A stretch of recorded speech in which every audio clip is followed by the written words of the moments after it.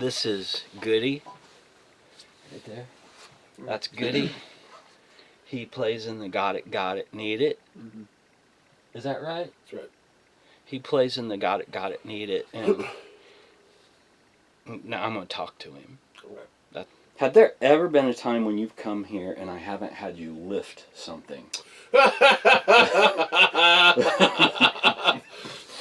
No. That Hammond organ and I are best friends. And I know the tape player's middle names. So even former bandmates, you made even former bandmates of mine haul stuff. Probably what happened was I was on my way back from Nashville. I probably called you and you were in a rehearsal. Hey, Goody, can you come and help me lift this thing? I think the first one was something like that, or you gave us at least a day. And I was able, and you were like, could you ask your bandmates? I was like, sure. No, the second one, I was at... second one. Tape Machine? Second Tape Machine. You were here for Tape Machine 2 I took it out of the van when you guys were literally, you rolled into your driveway, but you texted me on the way. You're like, hey brother, I'm in New Philly, I've got a tape player in the back of the car, we're all half asleep. Could you pick up the tape player and put it in the room? And now that was a lot easier because you went for the back door where they're kind of stored now, right? I know this isn't in chronological order, but Tape Machine 1, Yeah. Tape Machine 2, upright piano. Yeah. Okay, Hammond organ, movement number 1. Yeah, movement number 1. Okay? Which was actually the hardest one. Because there was two set of steps that had a 90-degree angle. That's right. So that was difficult. Was that before or after the chop? It was after the chop. Luckily after the chop. Yes. So I think because Spencer... I'm big and because I'm tall, everybody thinks I'm incredibly strong. And I'm not. I am weak. I currently have a very weak knee. So wait a minute. You've only moved the Hammond once? Yeah, just once. So I haven't moved everything in the book. Okay, well, just heads up. What else did you lift? This place. Wait. I took it out of the doldrums. Wait, you lifted something else. Everybody's spirit when I walk in the room. That's right. Yeah. Something else. No. Did you lift that console? No. The other one. The oldest one. I lifted out of there. The Mackie? Yeah.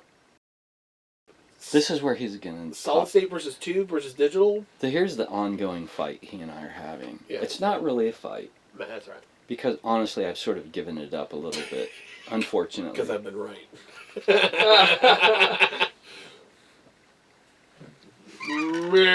The first time I recorded drums. Yeah. This is what you don't know. Okay? So we're going to re-enter this conversation the first time with you knowing my background. Okay. Okay?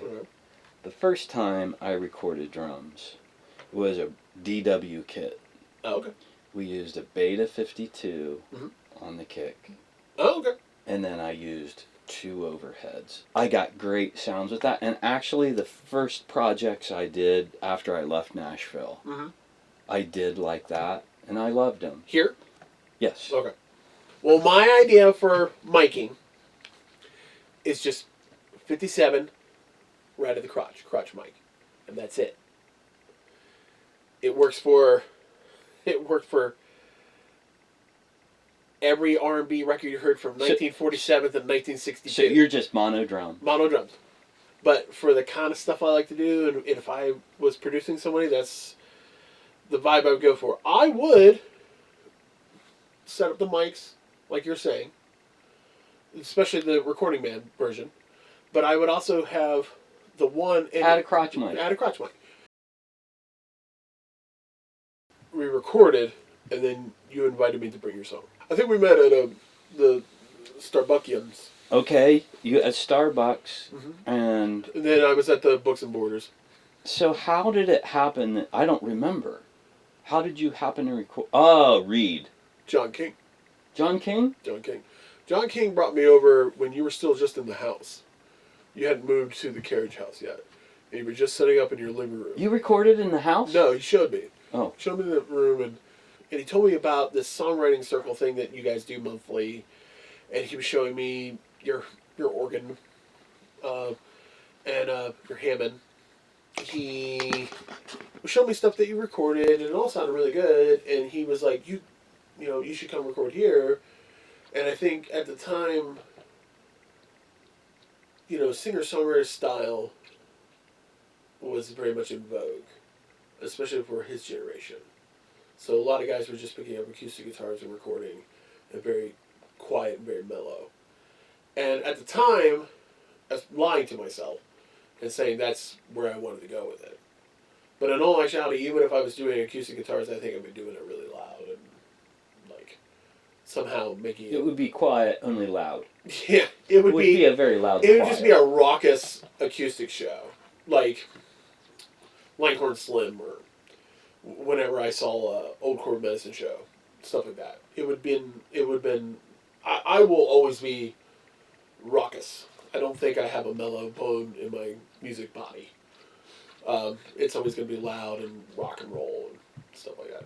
One of the things I've always loved about you and recording you is we haven't had anything with your vocals to figure out. Oh, yeah. Like, that voice. And I feel like the raucous vibe, that's right. Yeah. Absolutely. Yeah. And your voice. Dude, I just love it.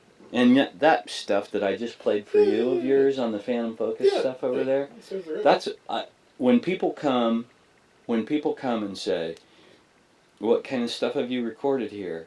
I always, and I'm not objective at all, because I just love you, and I always have, and I don't know why. I'm lovable.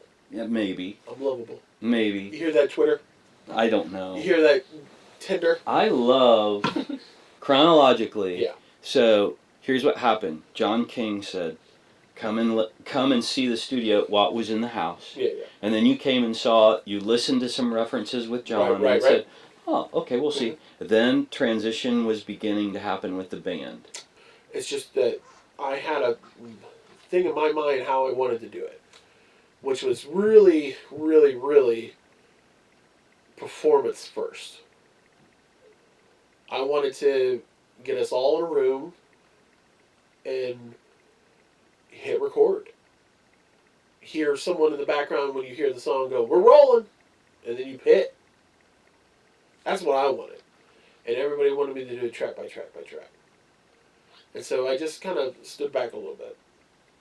And then we had a membership change to what would be known as the Villain era lineup. And John, again, called. And he was like, hey, that studio's still around if you want to do something. By then he did Shivs in here. And you guys moved into what is called the Carriage House. And he played some of the Shiv stuff that he had barely got all the mixing done yet. But it sounded cool. And it was right down the street.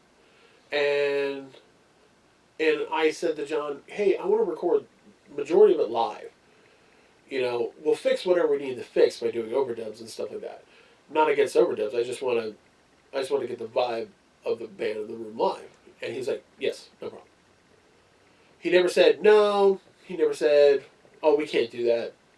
He always said, sure, yeah. It was always a yes. Yeah. He used to come here every Monday for an hour. Yeah, about. Especially, yeah. Okay, an hour and a half. During the shutdown, we did that. Yeah. Yes. And I think it wasn't an acoustic guitar, it was an electric guitar. Was it? Yeah. I don't remember. What it was we did a couple rhythm tracks in a row. And you were like, that's tight, but I need the drummer and the bass player tighter. But you're like, but I got your rhythm guitar. Just do other stuff. And I was like, okay. And I was in the control room with you. And so we were trying to figure that out. And I think in that song, too, we didn't really have a bridge. What you're talking about is the era, which is in the Streets era, where it was me and Kevin McManus playing bass, and Nick Hoffman playing drums. And Nick and Kevin are an amazing rhythm section, and they're great dudes, and they're both playing in amazing bands. So they were able to record with me. So they were like your studio band. Yeah, they were my studio band, and at the time, and we did a track. I think it was "Be My Lover." Is that the one That's that the I'm one. talking about? That's the one to talk about. And we got a perfectly okay guitar part. and I was upstairs with you in the control room, and Nick and Kim were down here, and so I was just, you were like, do rhythm, but do little other things and stuff like that, and we'll kind of blend it in, kind of thing. And while that was going on, we were able to get it done, and it sounded way better. And then the main problem with that song was it didn't have a bridge, or it didn't have anything. It was just the same two rhythm counterpoints over and over and over again. And so, which is songwriting, but you need a third. I've learned, and a thesis, antithesis, yeah, synthesis, right. Just and so a bridge is a synthesis, basically. I think so. Yeah, and so the in bridge or lead guitar part and stuff. So it was Nick's idea. I'll give the credit where it's deserved. Nick was like, "We'll just do this," and it's where the lead guitar part is and be my lover. So, and then we were doing that, and David Kapliger, who mixed that EP, he I was like, "Do you want to play lead guitar?" And it was like a day of silence, and he was like, "I do want to play lead guitar." And so we just left him enough room to do what he does, which is he's very good at like 70s hard rock phaser filled lead guitar riffs. And he put in little sparkles and stuff like that, so it made it sound great. But we were able to, like, everything I did with Kevin and Nick in this room, we practiced once, if at all, before we came in here.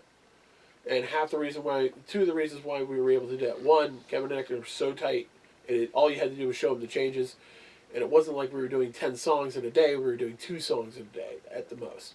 And then the second thing was that you and I sat down in this room and in that room and whatever, and we mapped it out on Pro Tools, and we're able to go, okay, so we're going to do this and this. This is where it changes, blah blah blah. So we were able to do that, and you had a screen in the room showing where it was going. And at first, I was like, oh, that ain't gonna help, and blah blah blah, and very closed mind. Where's the tape, you know? But I've always been that way with computers for some reason. But at the same time, it really did help out, and especially to sort of see the timeline. So to see the timeline, you knew, okay, that's the change. You saw the line, the line in the sand, you know, and you're like, okay, go the G, all right, you know, and it really did help out. So, and on this, do a scratch vocal on the demos,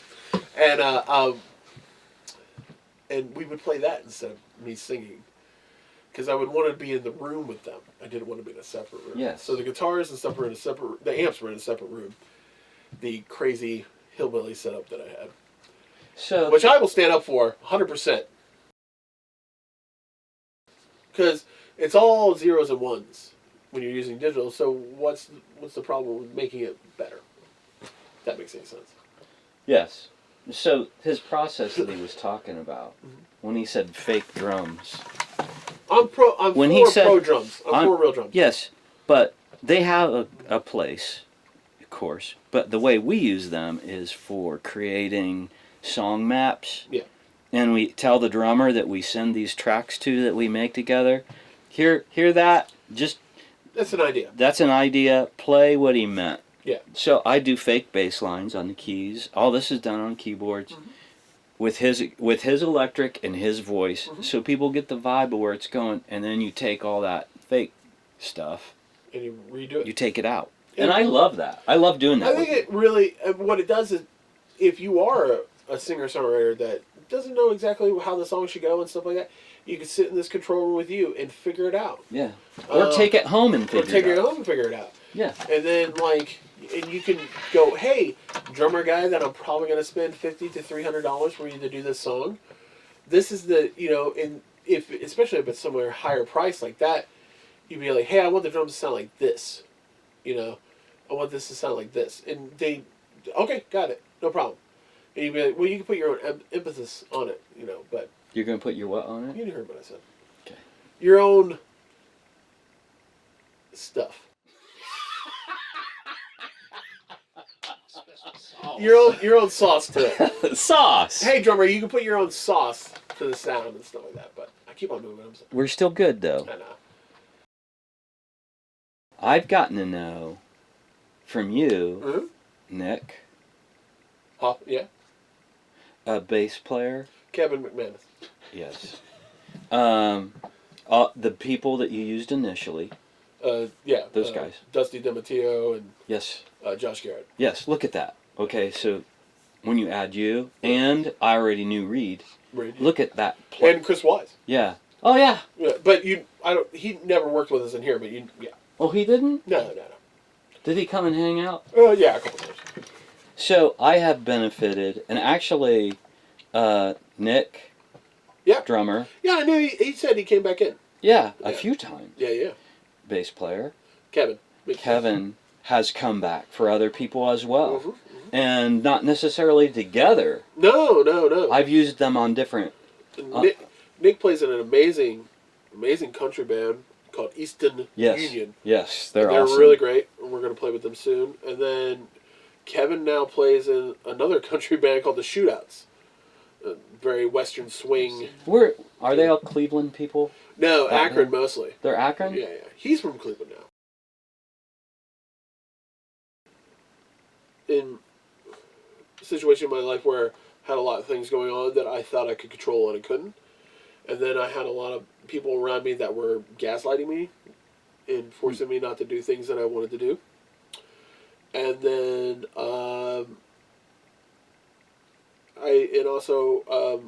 because of what I do and like what you talk about where you're like, you don't even have to think about my voice is this and I'm very, I've used the term rock and roll and stuff like that and that's fine, but I was really afraid of that. I was really, in a good way, like, I thought I would pigeonhole myself.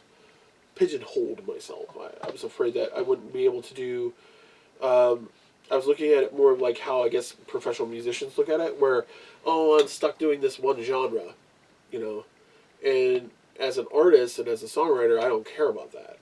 But it took me years and years and years to get used to that, and so I had to break out of that shell, and coming here helped that. So, I thank you for that. Yeah, we got some stuff in the fire that I think everybody's gonna be really happy about. So. Yeah, I'm super stoked too. Yeah. Here's the other part of it then. Okay. Tell me the part I don't know. What do you mean? Well, there's a lot of parts I don't know. But the dark side. Let's go to the bright side of the moon. I already know the dark side of the moon. Yeah. The brighter side of the moon. So, you mentioned in your survey. Yeah. Bro.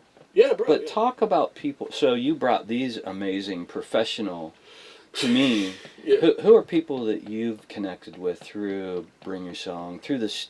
The people coming in going, hi, Yeah.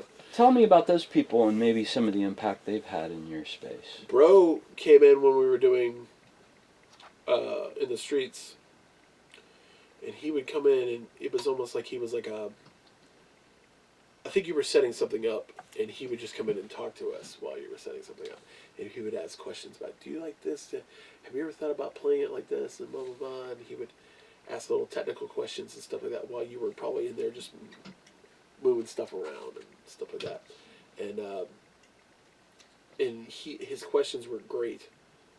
And he put me at ease in a weird way. And also, his ears are just impeccable. And he would sit there and he would just listen. He would cover his eyes or cover his ears and just listen. And so the fact that he sat there and listened to what we were doing, and he was like, it's good. And like, it wasn't even, it was 75% done by the time we were done recording. Because how I record, it's pretty much it's either not going to sound good or it's going to sound good by the time we're done with the session. It might need fixing, that's different, but does it sound good? And because we record a lot of it live, it'll show if it's good or not. And Bro is also very song oriented, so he's like, "That's a good idea. Those songs work." Blah blah blah. He'll even ask about lyrics and stuff like that. And so that was really cool. And he's always been super helpful. It's all about the hang, It's isn't all about it? the hang. Yeah. It's all about the hang, and technique comes second, but it's pretty close to the top. So, but the top is the hang. Gotta Need is on the cusp of going from, oh, I also do. It's I do, and I also have this side job I do. But the idea that it's the feasible idea is so there that it drives you nuts. It's like walking from one coast to the next. Like being a professional musician is like walking from the Atlantic Ocean to the Pacific Ocean. Walking. And when you're... And that's practically impossible enough. Add the fact you don't have shoes on. And someone drives by every once in a while making fun of your feet. That's being a professional musician. You're working as hard as you can, 30 hours a day, just smacking your feet against the pavement. And they hurt because there's glass and old batteries and pennies. That's what I throw at people. And somebody drive by yelling like, "Look at your feet!" That's a musician. That's someone wanting to be a professional artist. That's the torture that you're asking yourself. And would you do that? That is the question you ask any artist. You sit with an artist or a musician or someone who wants to be a songwriter, someone who wants to do it professionally. You sit down and you go, would you be able to walk from the Atlantic Ocean to the Pacific Ocean with no shoes on, and someone every once in a while driving by and telling you how ugly you are? And if they go, I don't care, I'll walk to the Pacific Ocean tomorrow. You found yourself a musician. You found yourself an artist. And the thing about it is you got to do it with a smile on your face. Right. And it's rough. And once you get to that level where you're asking yourself that question, can you do it? Yes. Then you got to ask yourself, do you mind confined spaces with guys that smell just as bad as you do? Now wait a minute. Yeah, that's the second part. And if those two add up, the third question is, can you play the instrument? And then after that, if all those are yes, or if all those are the right connection, then you got yourself a band. It doesn't matter if you don't have shoes on. It doesn't matter what that guy in the car says. What matters is that you're trying to get away from everything else. You're trying to get to the Pacific Ocean. You're trying to make a living at something you love. And I don't know why that's such a terrible thing. Or people have a judgment on people that do it. Touring musicians now, a lot of people that are touring musicians that are doing well now are well established, but some aren't. And some people are established at doing social media things that are now trying to tour. And those people are, when they come out and say, hey, we didn't really make that much money on tour, they are just ostracized left and right. And I'm like, but they're artists. They're trying to do what they do for a living. And they have made a fan base, so they're trying to connect more with their fan base. Because it's more about connection, if anything. I spent my 20s in the back of a van with a seat that needed to be held up with the bass amp between my seat and the front seat. And with stinky people left and right and gear everywhere. And I wouldn't change it for you couldn't take it away from me. If anything, I was mad on Monday morning when I had to go back to work. So that's what I wanted. That's what all of us wanted. It's the call of the wild. It's Hemingway. We are all musicians are not any different than hobos or people that ride the rails. We are nomadic creatures that are trying to find the love and the compassion of humanity. I mean, it just is. I do have one more question. Sure. I lied. You said that. But when you said people that smell, yeah, you looked at me. No. I realize. I don't think I'm really... older now. I'm beginning to acquire that nursing home smell. No. And it travels with me. I understand that. Like a urine anything. Yeah. If there was one thing, see, and this is probably the one thing you'd change about Realgrey. Ron, air fresheners, there's nothing wrong. No, it don't smell that bad here. Goody, thank you for doing this with me, brother.